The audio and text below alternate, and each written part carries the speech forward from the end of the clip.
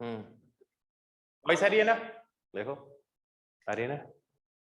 Yes. यहाँ देख लिया करो, ये दी।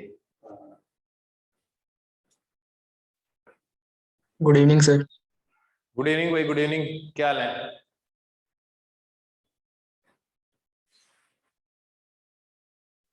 आज हमें कर रहे हैं डिफ्रैक्शन, है ना? डिफ्रैक्शन करें स्टार्ट।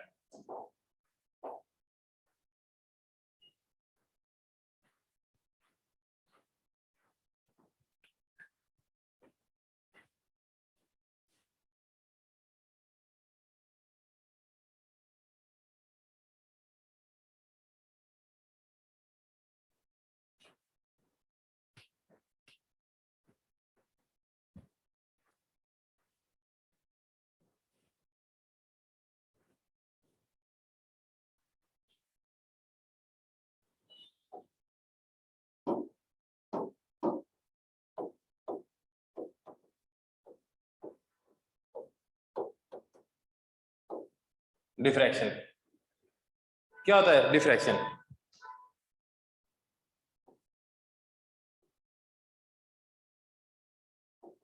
लाइट का उसकी ज्योमेट्रिकली शैडो रीजन में एंटर होना। एक स्क्रीन है, इधर से अगर लाइट आ रही होती, ये लाइट आ रही होती, तो हमें लगता है कि सीधी सीधी लाइट जो है वो यहीं भी पहुंचनी चाहिए, हाँ है ना? स्क्रीन के ऊपर। क्या ये बात समझ में आ रही है? यार तुम जवाब ही नहीं दे रहे कुछ। Yes sir. तो ये ज्योमेट्रिकली शैडो रीजन होना चाहिए इसके ऊपर और नीचे, लेकिन ऐसा नहीं मिलता हमें। अगर एक छोटा होल होगा, ठीक है, छोटा सा अपर्चर होगा, तो उसके अंदर से जो लाइट है ना, आपको कुछ लाइट यहाँ पे भी मिलेगी।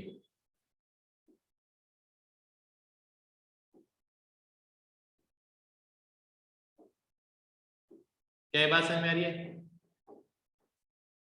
Yes. दैट इज लाइट अपने ज्योमेट्रिकली शैडो रीजन में भी चली जाती है।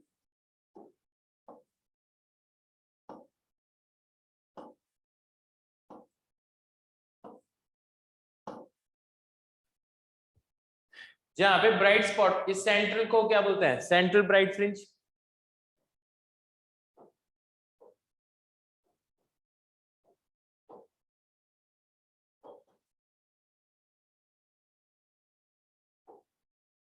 और ये बीच में जो डार्क डार्क है, इनको क्या बोलते हैं? इनको क्या बोलेंगे? Dark fringe. ये फर्स्ट डार्क फ्रिंज हो गई, ये सेकंड, ये फर्स्ट ब्राइट फ्रिंज हो गई, हाँ या ना?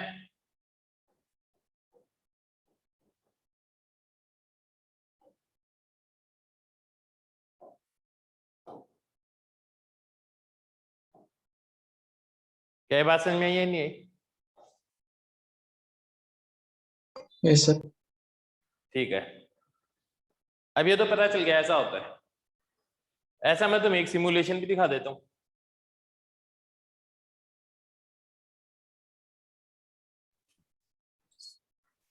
सर डार्क फ्रिंज क्यों बनेगी? मान लो लाइट हर जगह नहीं पहुंच रही, Yes, sir. तो डार्क फ्रिंज भी बनेगी।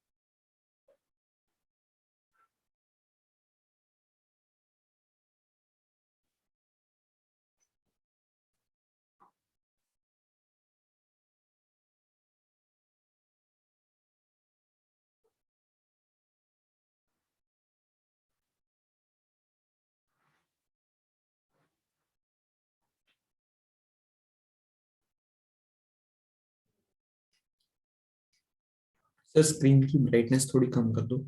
अभी कर रहा हूँ, 1 मिनट ठहरो, तुम्हें सब दिखाई देगा, डोंट वरी।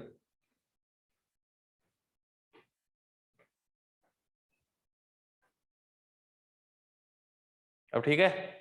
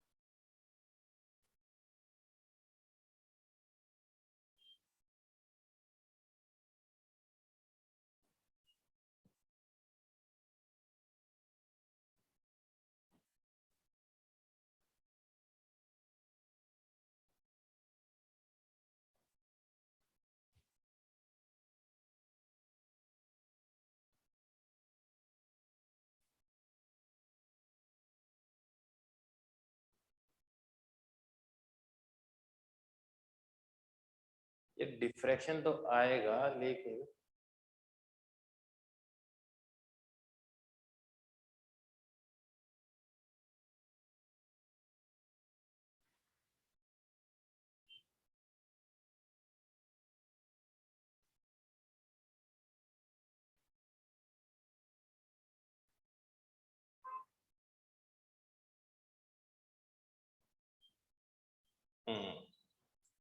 ये देखो ग्रेटिंग, अगर ये मान लो एक स्मॉल होल है, ऐसा नहीं होगा तो लाइट सीधी ऐसी जाएगी, दिखाई दे रहा है? सर ब्राइट है। अभी भी ज्यादा ही है ब्राइटनेस, फ्लिकर करेगी स्क्रीन और कोई दिक्कत नहीं है। अब ठीक है? Yes sir. अब देखो मैं जैसे ही ये ग्रेटिंग इधर लगा दूंगा, स्लिट इधर लगा दूंगा, देखो लाइट ज्योमेट्रिकली शैडो रीजन में जाने लग गई ना। पहले लाइट सीधी यूं जा रही थी, क्या ये बात समझ में आई है? नहीं? Yes Yes, sir. इससे भी बढ़िया कोई एग्जांपल देखता हूं मैं।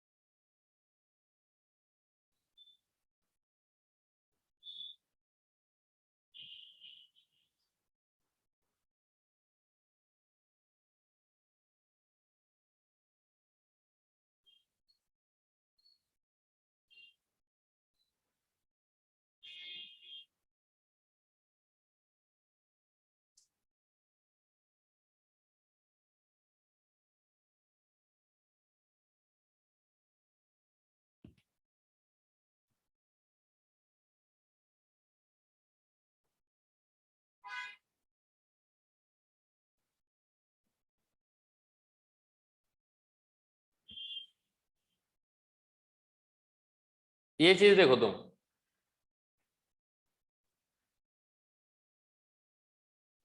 अगर ये चीज नहीं होती तो यहाँ पे जो लाइट है वो ऐसे आती ना यार। ये चीज नहीं होती तो लाइट ऐसे थी तो सीधी सीधी आती। दैट इज यहाँ पे लाइट सीधी सीधी आ रही है, हाँ या ना? Yes sir.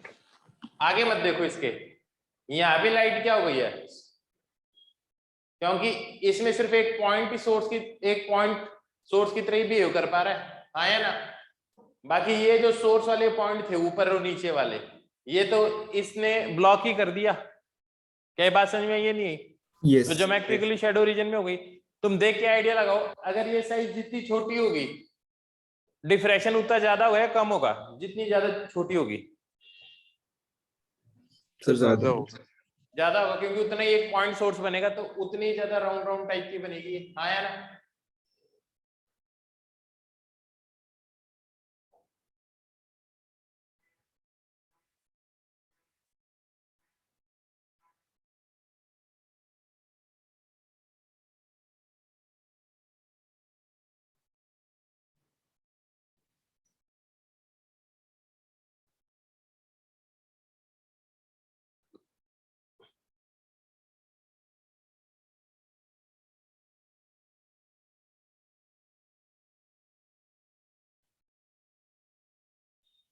तुम्हारी डिफ्रैक्शन ग्रेटिंग है नहीं कोर्स में, इसमें सिर्फ डिफ्रैक्शन ही दे रखा है। एक और लास्ट में देख लेते हैं, उसमें भी नहीं मिलेगा तो रहने देंगे, बाकी कोई काम की नहीं है।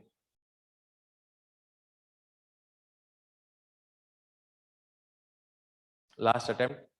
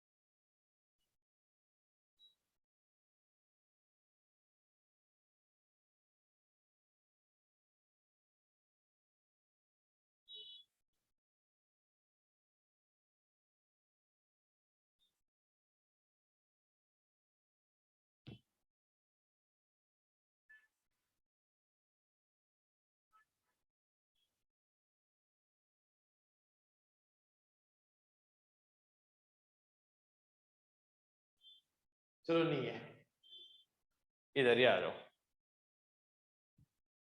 ठीक है, समझा दूंगा, मतलब डोंट वरी, अच्छे से समझा दूंगा। अब मान लो आपके पास ये एक स्लिट है, जूम कर कर दिखा रहा हूं आपको,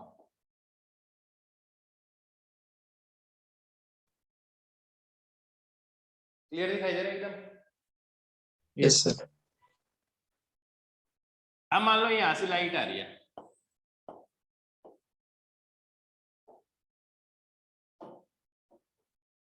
ये डिस्टेंस ए मान लो,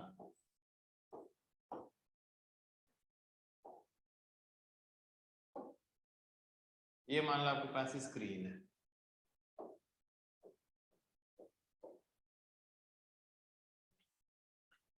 ये एक सेंटर लाइन है,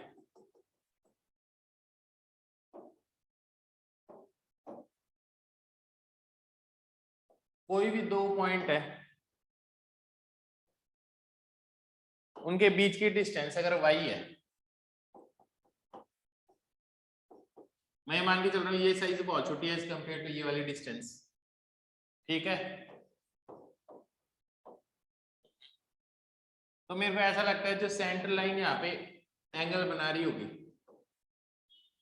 थीटा, तो इन दोनों के अंदर जो पाथ डिफरेंस आएगा वो ये वाला ही आएगा, ये वाला आएगा पाथ डिफरेंस, जो किसके बराबर आ जाएगा path difference, y into theta, आया ना, बोलो Yes, भाई, सही बात है एकदम। Yes, sir. अगर मान लो मैं इसके दो टुकड़े कर दूं, सिर्फ दो टुकड़े करूं, एक ऊपर वाला पार्ट एक नीचे वाला पार्ट, m n और बीच वाला o, तो कोई भी दो कॉन्सिक्यूटिव पॉइंट लूं, उनके बीच की डिस्टेंस मैं ले लूं a/2, आया ना, क्या ले लूं a/2, तो देखो ये और ये, इसके ये इन दोनों के बीच का, फिर इन दोनों के यों का लॉजिक समझ में आ रहा है, हमेशा दो पॉइंट्स लिए a/2, तो पाथ डिफरेंस क्या हो जाएगा, जो लाइट यहां पहुंचेगी दो सोर्सेज से, a/2 इंटू थीटा, है ना, और मैं ये मानकर चल रहा हूं कि ऊपर वाले पॉइंट से नीचे वाला क्या कर रहा है, डिस्ट्रक्टिव इंटरफेरेंस कर रहा है, मान लो ये पाथ डिफरेंस λ/2 आ रहा है, तो थीटा किसके बराबर आ गया, λ/a आ गया, है ना, तो ये कौन सा पॉइंट होगा, कौन सी एंगुलर पोजीशन होगी,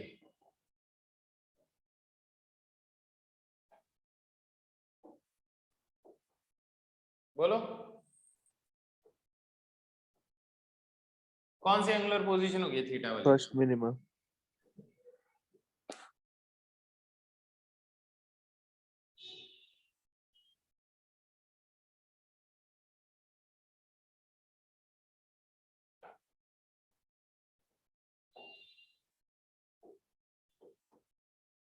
theta equal to lambda by A. तो ये पॉइंट मिनिमा का होगा, ये भी मिनिमा का होगा, तो मैक्सिमा कहाँ बन रहा होगा? इन दोनों के Center. बीच में। क्या ये बात समझ में आई? ये नहीं है, मतलब ब्राइटनेस ज्यादा है, ऐसे इस एम्पलीट्यूड से रिप्रेजेंट कर रहा हूं। अगली बार तुम क्या करोगे, इसके 4 टुकड़े करोगे, तो ऊपर के 2 टुकड़े आपस में करेंगे और नीचे के 2 टुकड़े आपस में करेंगे, डिस्ट्रक्टिव इंटरफेरेंस। तो a/4 into theta should be equal to λ/2। हाँ या ना? Yes sir. ये बहुत ही बकवास तरीका है, लेकिन एनसीईआरटी में ये दे रखा है। तो 2 λ/a। तो नेक्स्ट आपको जो डार्क फ्रिंज मिलेगी वो कहाँ मिलेगी? 2 λ/a। तो ये एंगल कितना आ जाएगा?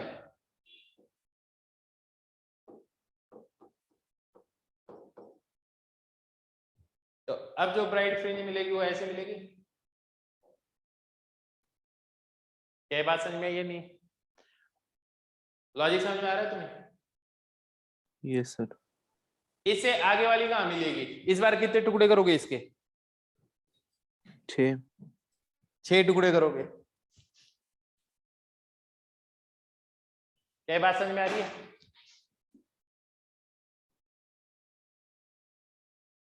इसके आगे और इस फ्रिंज की विड्थ क्या है? एंगुलर फ्रिंज विड्थ क्या है फर्स्ट ब्राइट फ्रिंज की? एंगुलर फ्रिंज विड्थ कितनी है फर्स्ट ब्राइट फ्रिंज की? 2 λ/a। ध्यान से देखो, सेंट्रल नहीं पूछ रहा मैं। λ/a।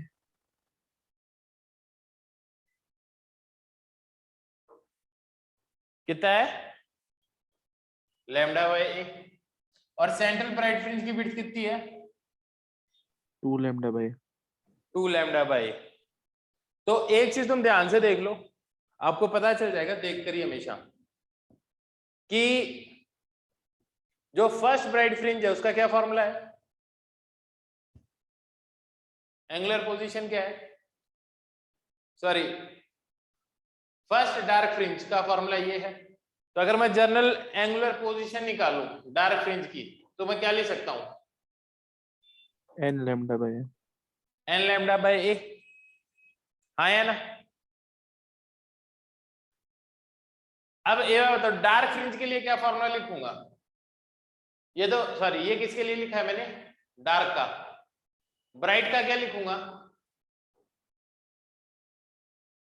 2n + 1 λ/a। ये बीच में आएगा ना, तो कितना आ जाएगा?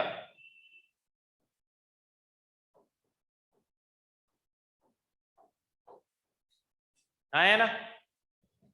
Yes sir. तो n की वैल्यू क्या पुट करूं सबसे पहले? 1। 1।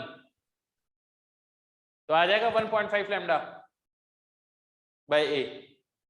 तो मैंने देखने से लग रहा कि ये फॉर्मूले जस्ट उल्टे हैं। ये फॉर्मूले जस्ट उल्टे हैं। जो इंटरफेरेंस में ब्राइट का फॉर्मूला था वो इधर डार्क का है। देखो ध्यान से,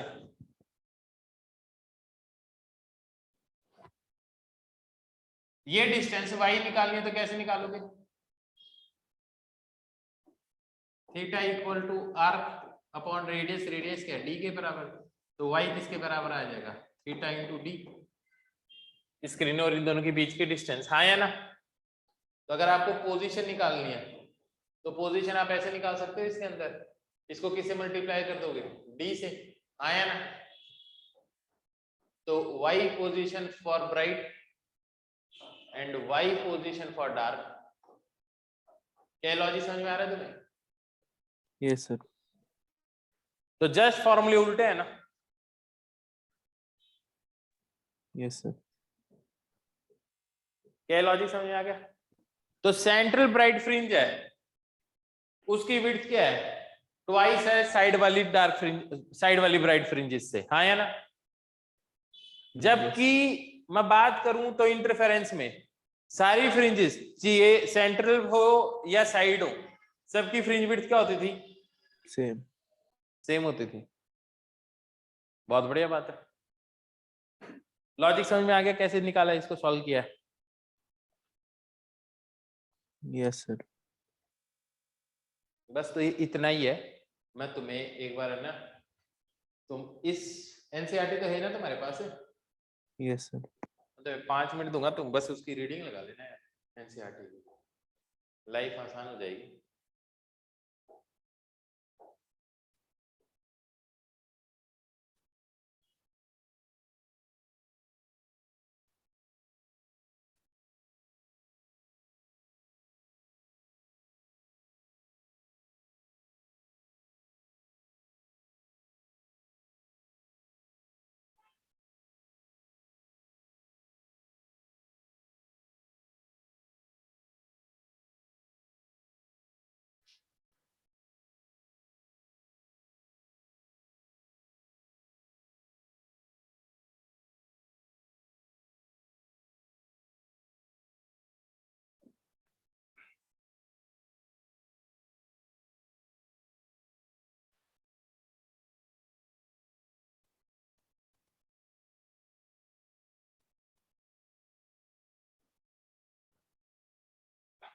बस जो मैंने कहा बस वही कैलकुलेशन की है इसने, आई बात समझे। एक बार तुम इसकी रीडिंग लगा लेना, ये चीज समझा देता हूं ये क्या बता रहा है, ठीक है। ये क्वेश्चन इसको सॉल्व करेंगे अभी हम 1 मिनट में।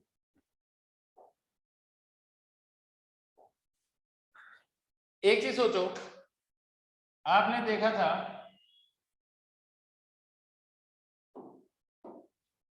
डबल स्लिट एक्सपेरिमेंट के अंदर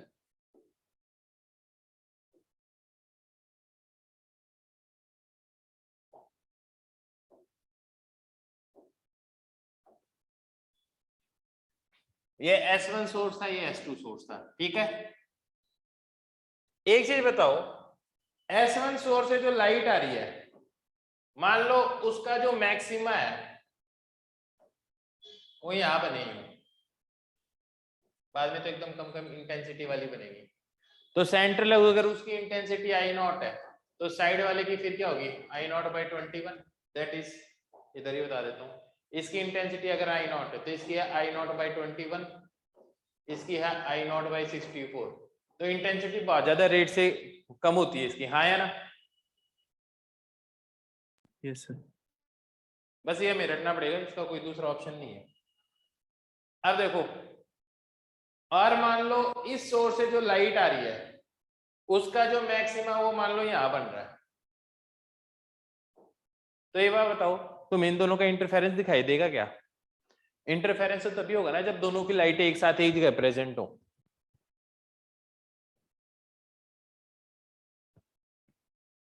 नहीं बोलोगे कोई बात। तो अब अगर मेरे को यहाँ पे इंटरफेरेंस पैटर्न चाहिए तो मेरे को इन दोनों को पास में लाना पड़ेगा, हाँ या ना। Yes sir. और इनकी साइज भी और ज्यादा छोटी करनी पड़ेगी, या तो इनकी साइज छोटी करूं, साइज छोटी करूंगा तो क्या हो गया सेंट्रल, क्योंकि आपको पता है सेंट्रल ब्राइट फ्रिंज का फॉर्मूला क्या था, 2λ/a, तो a की वैल्यू जितनी कम होगी तो सेंट्रल की विड्थ उतनी ज्यादा होगी। Yes sir. तो एक तो मेरे को ये एकदम छोटी साइज चाहिए, दूसरी चीज क्या है, ये पास में होनी चाहिए, बहुत ज्यादा दूर नहीं होनी चाहिए। तो मैं इन दोनों को इतना पास रखता हूं कि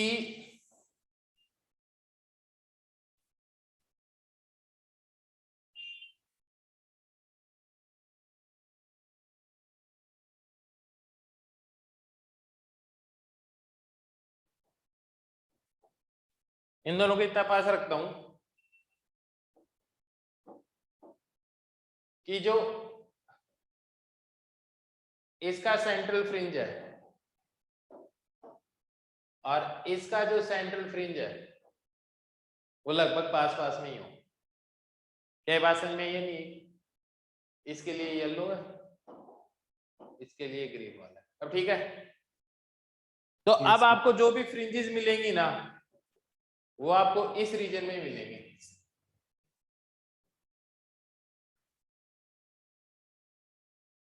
क्या लॉजिक समझ में आ रहा है तुम्हें? समझ में आ रही है बात? ये आपकी इंटरफेरेंस फ्रिंजेस हैं। तो इंटरफेरेंस फ्रिंजेस कौन से एंगल में मिलेंगे लगभग? ये क्या एंगल है?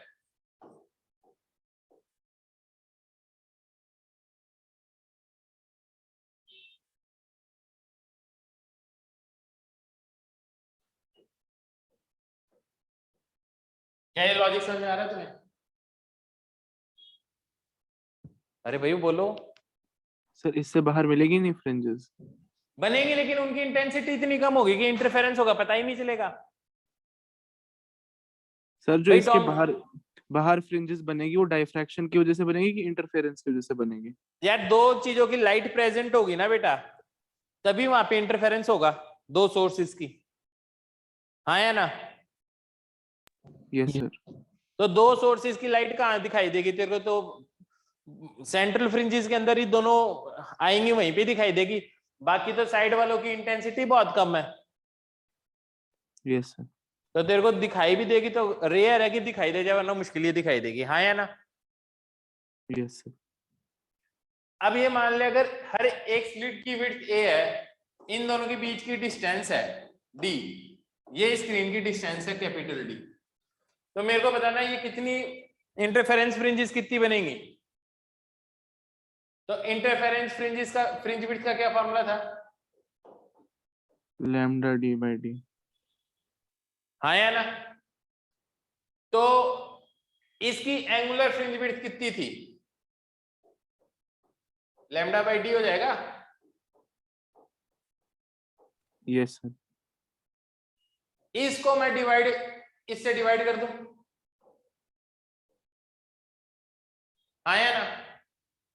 भाई इस फ्रिंज विड्थ को इस टोटल विड्थ से डिवाइड कर दूं तो क्या मिल जाएगा? नंबर ऑफ फ्रिंजेस मिल जाएंगी। Yes sir.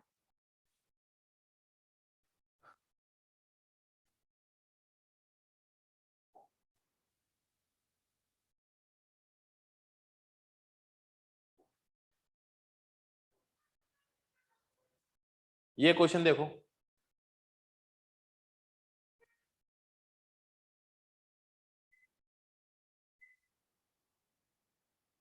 दिखाई दे रहा है ये क्वेश्चन?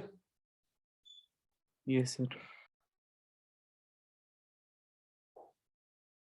एक बार सॉल्व करके कर लो इसको।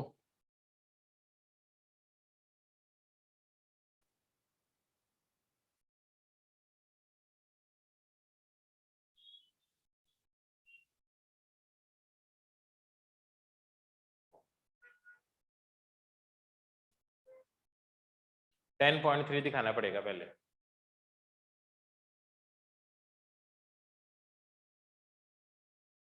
एग्जाम्पल 10.3 है ना, इसकी वैल्यूज लिख लो।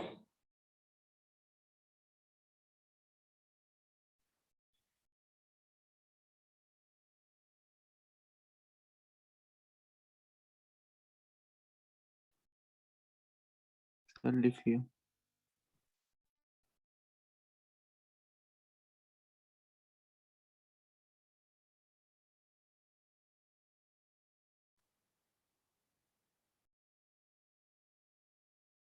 अभी इसके अंदर देखो थोड़ी सी चीज चेंज की है इसने।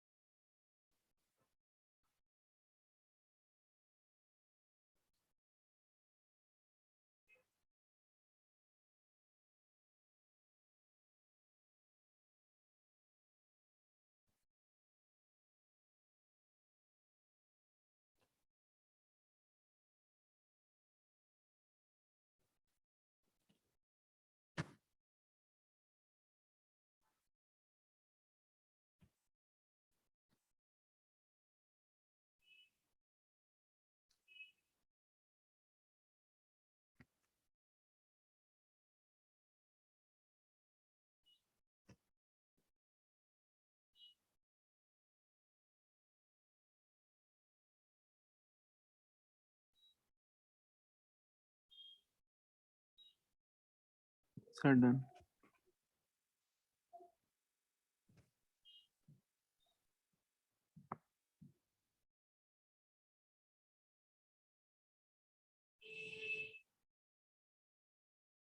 समझ में आ गया अच्छे से? Yes sir.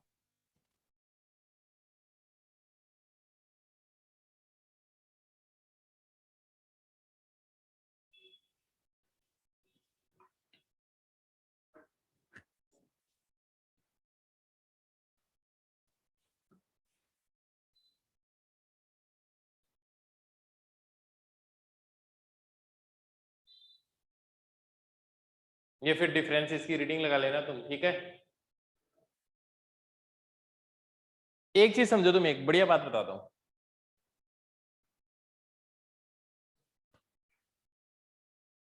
बात ये है कि एक चीज सोचो तुम कि अगर मान लो कभी ऐसा हो तुम ऐसे जागते हो और जागते हो तो फिर ऐसे देखते हो तो आपको ऐसे हेयर या ऐसे उड़ते हुए दिखाई देते हैं, पकड़ने की भी कोशिश करोगे हाथ में नहीं आएंगे, ऐसे ब्लैक ब्लैक स्पॉट से थ्रेड से ऐसे उड़ते हुए दिखाई देते हैं। देखा कभी ऐसा?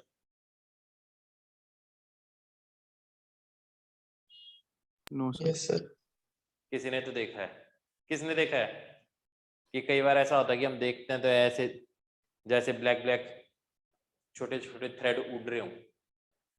वो बताता हूँ होता क्या है। एक चीज सोचो तुम,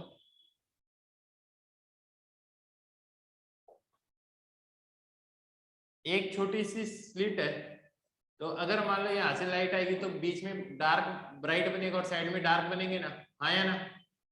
उल्टा हो जाए, बीच के अंदर एक स्पॉट हो, चारों तरफ से लाइट है, तो बीच में डार्क मिलेगा और बाद में ब्राइट ब्राइट मिलेगा, हाँ या ना? जस्ट रिवर्स हो जाएगा ना ऑर्डर। Yes sir. तो वही होता है आपका जो विट्रियस ह्यूमर होता है ना, उसके अंदर क्या होता है, प्रोटीन का कोई ग्लोब्यूल आ जाता है। जब वो प्रोटीन का ग्लोब्यूल आ जाएगा ना तो लाइट आ जाएगी ना ही में, तो क्या होगा, डिफ्रैक्शन पैटर्न क्रिएट होगा। जब आपकी रेटिना पे लाइट गिरेगी तो डिफ्रैक्शन पैटर्न होगा, तो बीच में डॉट है और दोनों तरफ लाइट है, तो क्या चीज दिखाई देगी? एक थ्रेड जैसी चीज दिखाई देगी या नहीं दिखाई देगी? और वो चलता हुआ क्यों दिखाई देता है? क्योंकि अंदर वो जो प्रोटीन का ग्लोब्यूल है ना, वो मूवमेंट कर रहा होता है उसके अंदर, हाँ या ना? यस। तो डिफ्रैक्शन देखा है ना तुमने?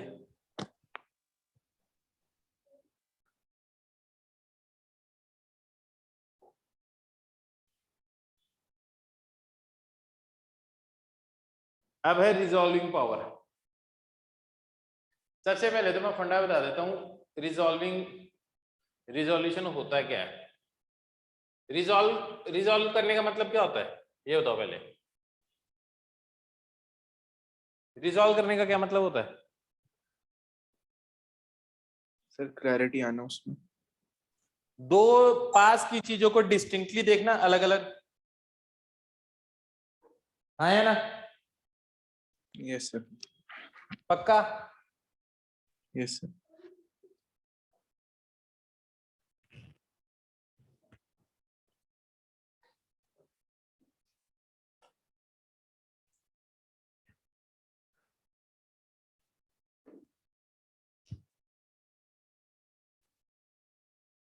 तो अब देखो, सबसे पहले हम किसका रिजोल्यूशन पढ़ेंगे ऑप्टिकल इंस्ट्रूमेंट में?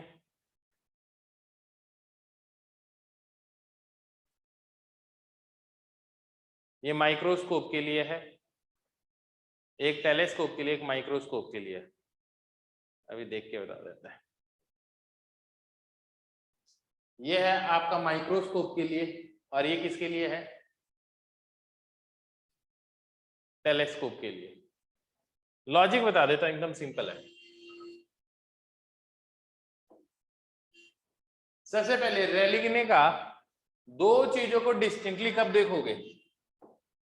दो पॉइंट सोर्स है, ठीक है? तो एक लेंस है, लेंस भी तो डिफ्रैक्शन पैटर्न क्रिएट करता है, हाँ या ना? भाई है तो एक ऑब्स्टेकल ही ना, कोई भी ऑब्स्टेकल होगा डिफ्रैक्शन पैटर्न तो क्रिएट करेगा ही करेगा। क्या बात समझ में आई? Yes sir. अब मान लो एक सोर्स ये है, इसका मैक्सिमा बना यहाँ पे आपके रेटिना के ऊपर, दूसरे का मैक्सिमा बना है यहाँ पे, चलो दोनों इसी से बना देते हैं यहाँ पे। तो ये दोनों डिस्टिंक्टली दिखाई देंगे क्योंकि दोनों का मैक्सिमा रेटिना पे अलग अलग जगह बन रहा है।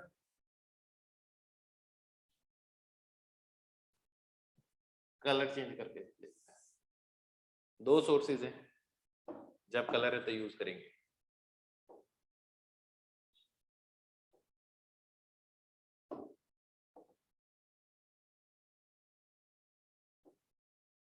आया ना, तो डिस्टिंक्टली दिखाई देंगे। Yes sir. दो ऑब्जेक्ट रेटिना पे अगर ऐसे इमेज बना रहा हो, अगर इन दोनों को मैं पास पास में लेकर आ जाऊं तो कुछ ऐसा होगा।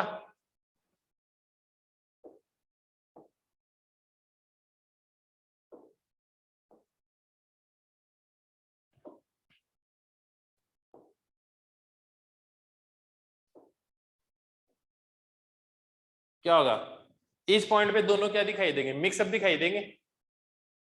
Yes sir. तो अगर इन दोनों को जस्ट डिस्टिंक्टली देखना है तो कंडीशन क्या होनी चाहिए वो बताता हूं। जस्ट डिस्टिंक्टली देखना है, मान लो ये चीज बन गई। यार कलर कैसे चेंज हो गया अपने आप ही।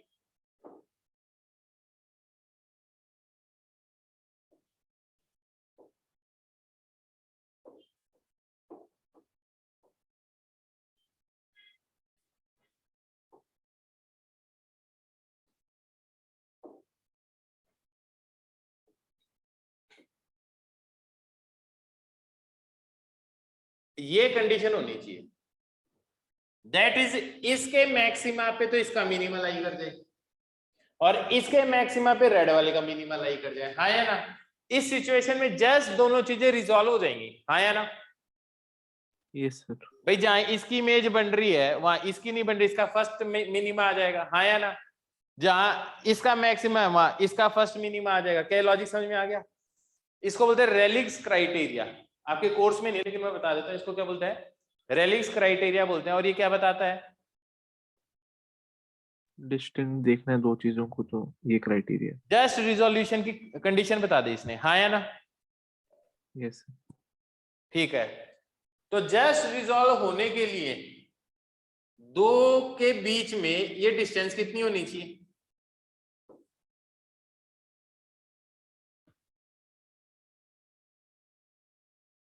दैट इज, ये आधी डिस्टेंस ही होनी चाहिए ना, सेंट्रल ब्राइट फ्रिंज की आधी डिस्टेंस ही होनी चाहिए।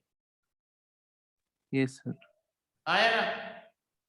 तो अब क्या हुआ, अब समझो 2a साइज का एपर्चर है, इमेज कहां बनती है? ये टेलीस्कोप में इमेज कहां बनती है? इन्फिनिटी पे। इन्फिनिटी D पे पे। बनती है। इन्फिनिटी पे तो ऑब्जेक्ट होता है भाई, फोकस पे हाँ, बनती है। फोकस पे बनती है। कहां बनती है? फोकस पे फोकस। बनती है। अब फोकस पे बनती है, 2a साइज है, तो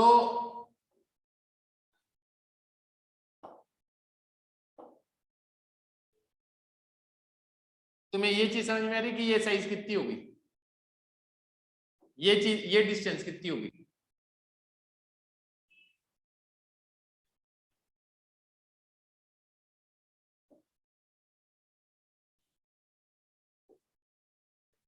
इस बार एपर्चर की साइज क्या मानी है इसने?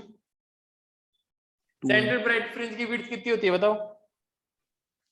2 लैम्डा बाय 2 लैम्डा बाय ए। लेकिन इस केस में इसने क्या माना है?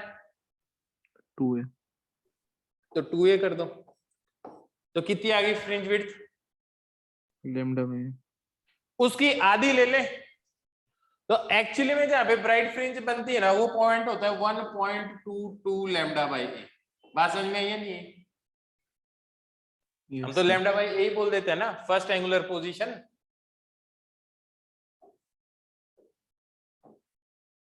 That is first angular position होती है 1.22 लैम्डा बाय ए। अब बात समझ में आई है नहीं? हमने तो अप्रोक्सीमेटली निकाल दिया था लैम्डा बाय ए। क्या बात समझ में आई है नहीं? Yes sir. उस टाइम पे ए इसकी साइज होती थी, अब इसकी साइज कितनी है 2a, तो 1.22 लैम्डा बाय ए को तुम डिवाइड कर दियो ए की जगह 2a, तो कितना आ जाएगा 0.61 लैम्डा बाय 0.61 लैम्डा बाय ए। हाँ या ना?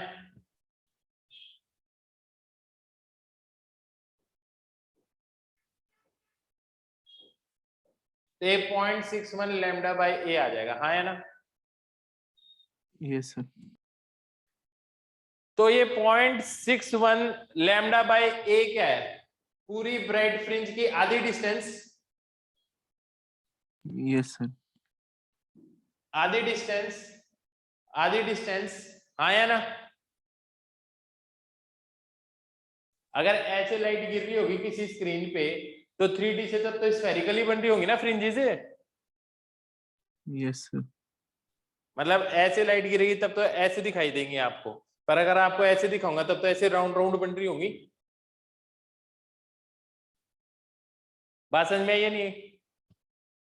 Yes sir. ठीक है, तो 0.61 लैम्डा बाय ए मतलब यहाँ पे ये डिस्टेंस होनी चाहिए, दैट इज, अभी आपने जो कैलकुलेट किया है मेरे हिसाब से आपने एंगल कैलकुलेट किया है, आपने एंगल कैलकुलेट किया 0.61 लैम्डा बाय ए, आया ना?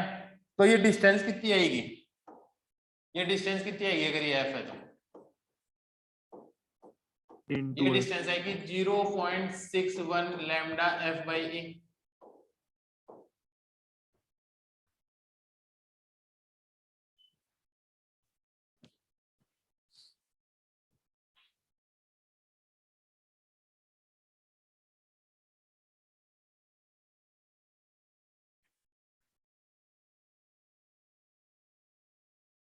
क्या बात समझ में आ गई? Yes sir. पक्का? Yes sir. ये कैलकुलेशन समझ में आ गई तुम्हें?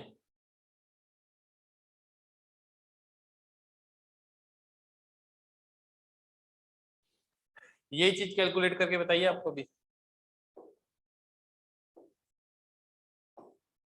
आया ना? जहाँ पे 2a अपर्चर साइज है,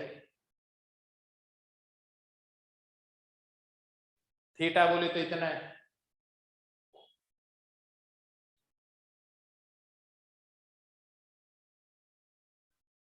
सो डेल्टा थीटा, ये एंगल क्या होगा, छोटा होगा अगर डायमीटर क्या हो जाए ज्यादा,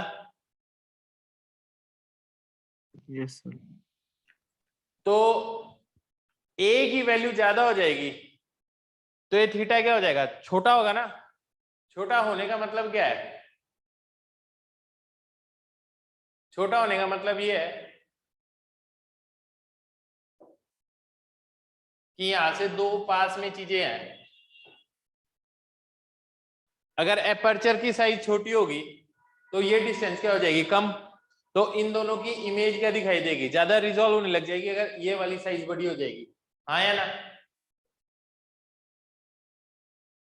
यस सर। आप ये सोचो ना भैया, ये जो डिस्टेंस जितनी कम होगी, हाँ या ना, ये डिस्टेंस जितनी कम होगी, मान लो ये वैल्यू आती है 1 mm, इसका मतलब दो इमेजेस बन रही हैं आपके पास जिनके बीच की डिस्टेंस 1 mm है। ठीक है, आप उसको रिजॉल्व करके देख पा रहे हो, अलग अलग देख पा रहे हो, क्योंकि एक का मैक्सिमा दूसरे के मिनिमा पे लाई कर रहा होगा। Yes sir. अगर 1 mm से ज्यादा डिस्टेंस है दो इमेजेस के बीच की तब तो रिजॉल्व हो जाएगा, अगर डिस्टेंस कम है तब क्या होगा, रिजॉल्व नहीं होगा। तो अगर दो पास की चीजें हैं अगर उनको रिजॉल्व करना है तो क्या करना पड़ेगा, इसको ही कम कर सकते हो, चीजों को तो पास में नहीं ला सकते, सूरज और तारे को तो पास में नहीं ला सकते आप, हाँ या ना? Yes sir. तो आप क्या करोगे, एपर्चर की साइज क्या करोगे, बड़ी कर दोगे ताकि ये डिस्टेंस 1 mm से क्या हो जाए, 0.5 mm हो जाए। क्या लॉजिक समझ में आ गया? Yes sir. तो बस ये रिजॉल्व हो गया। इसको तो बोलते हैं रिजॉल्विंग लिमिट, आर नॉट। क्या बोलते हैं इसको? Resolving limit. 1 upon resolving limit क्या होता है? Resolving power. बात समझ में आई या नहीं है? Yes sir. एनसीईआरटी है तुम्हारे पास, एक बार फटाफट रीडिंग लगा लो इसकी, रिजोल्यूशन में एस्ट्रोनॉमिकल ये टेलीस्कोप की। कुछ नहीं समझ आया तो पूछो।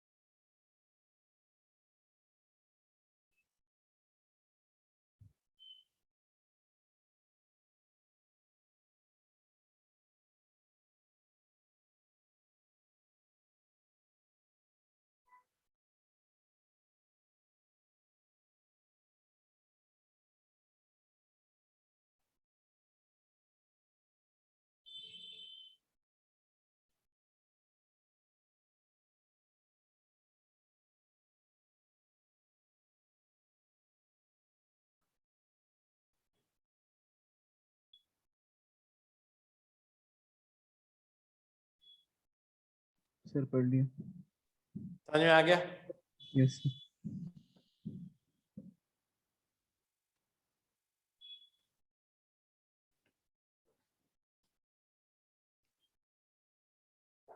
सिंपल है ना एकदम? Yes sir. ये भी सिंपल है एकदम।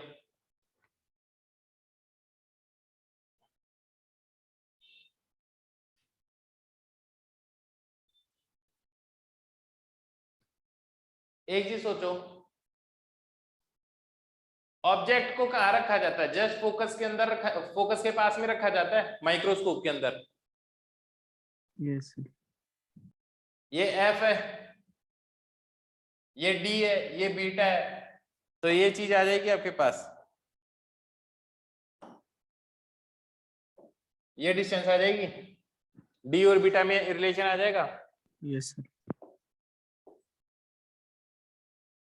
Beta is equal to D by 2 into F. हाँ या ना?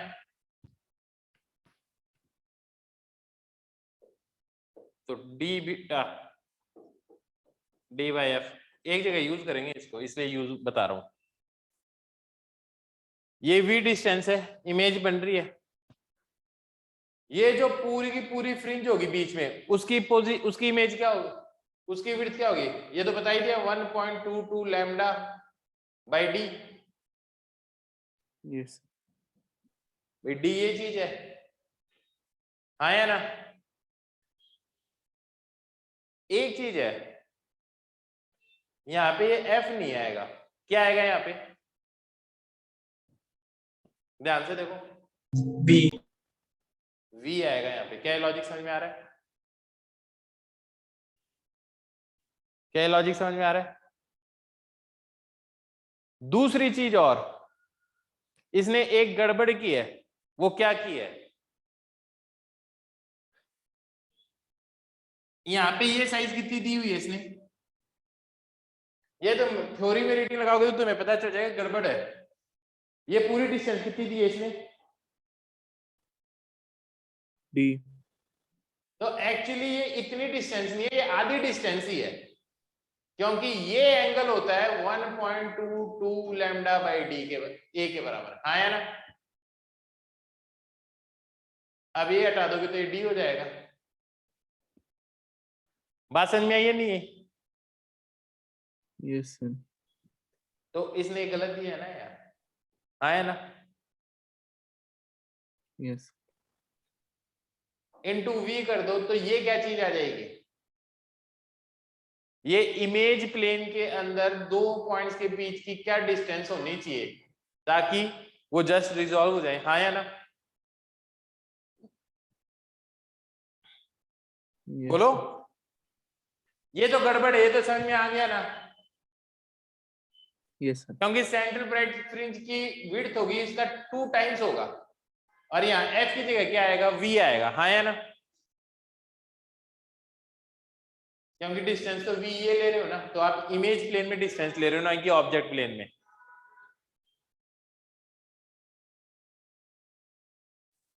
क्या बात समझ में आई? Yes sir. अब देखो इसने क्या दिया है, इतना तो लॉजिक तो मेरे समझ में आ गया।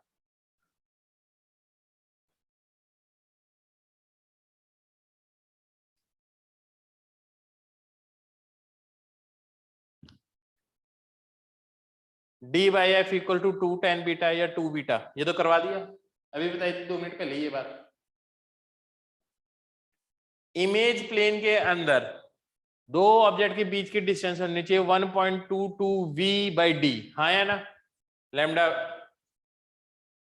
अब इसकी कैलकुलेशन देख लो, कैलकुलेशन में जो बोल रहा हूं उसी हिसाब से दिए इसने। देखो इमेज प्लेन, जब image of point object will again be differential whose size in the image plane will be, ये चीज मान लो, ये समझ में आ गई बात।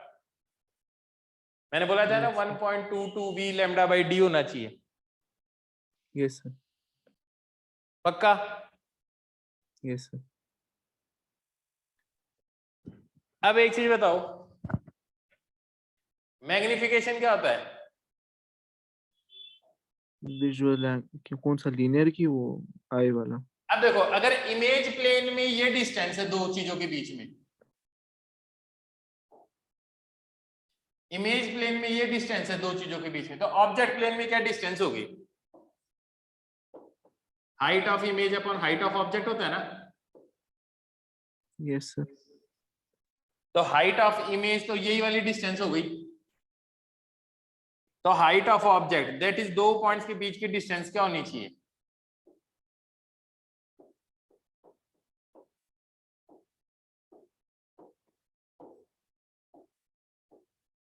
हाँ या ना, दैट इज डी मिनिमम, ये डिस्टेंस होनी चाहिए, ये लिखा हुआ है। Yes sir. पक्का। अब सुनो, तुम्हें पता है आपके लिए magnification height of image upon height of object तो होता ही है, लेकिन साथ में क्या होता है, v बाई यू भी होता है। Yes sir. इस केस के अंदर आपके पास u की जगह क्या आएगा, f, और इसकी जगह क्या आ जाएगा, v, हाँ या ना। तो v बाय m को क्या लिख सकते हो तुम? f लिख सकते हो क्या? क्योंकि ऑब्जेक्ट तो जस्ट फोकस के पास में ही होता है ऑब्जेक्टिव के। तो यही क्या है, v बाय m को किससे रिप्लेस किया इसने? f से। तो ये ऑब्जेक्ट प्लेन में दो चीजों के बीच की ये वाली डिस्टेंस होनी चाहिए, जस्ट उनको रिजॉल्व करना है। तो हाँ या ना? Yes sir.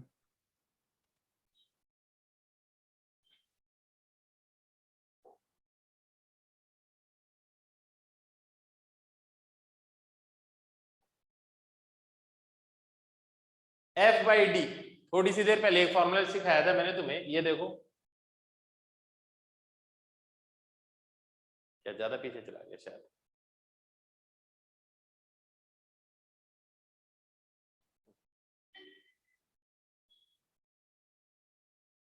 ये वाला d बाई एफ को क्या लिख सकता हूं? 2 बीटा। 2 tan बीटा लिख सकते हैं या 2 बीटा, एक ही बात है। तो d ये रहा, f को नीचे लिखो, उसको 2 tan बीटा लिख सकते हैं। Yes sir. हाँ,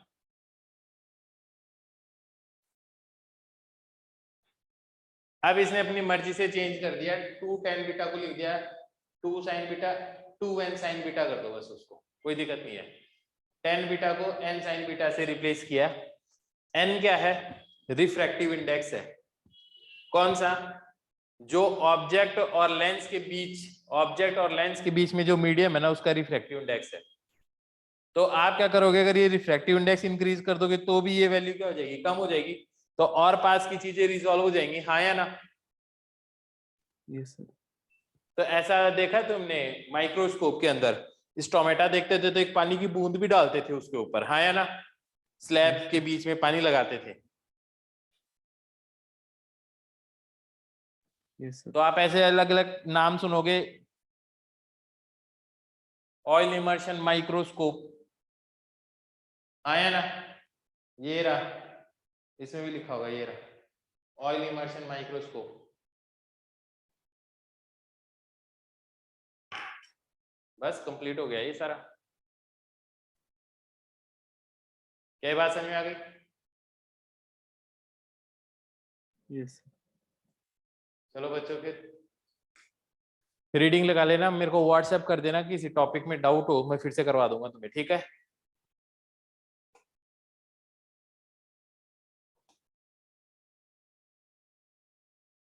ओके, बाय बाय।